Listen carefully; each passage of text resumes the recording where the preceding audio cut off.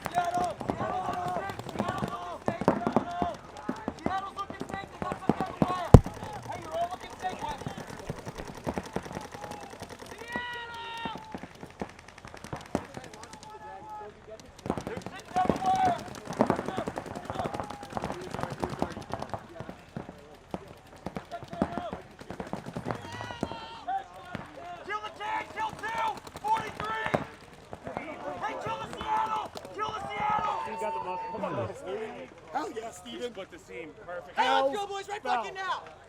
Let's go, Pack!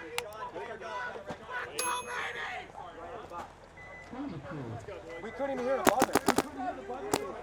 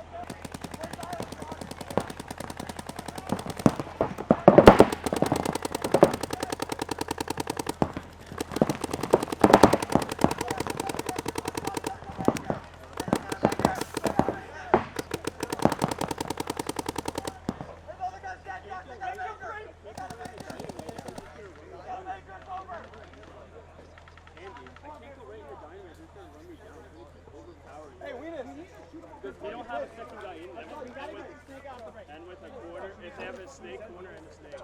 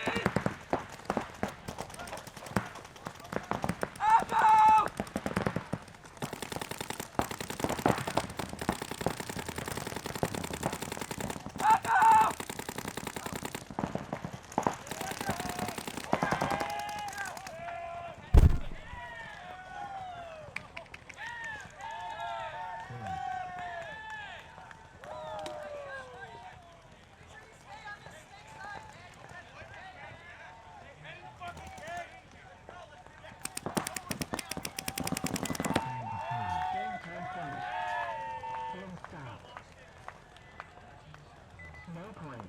Overtime.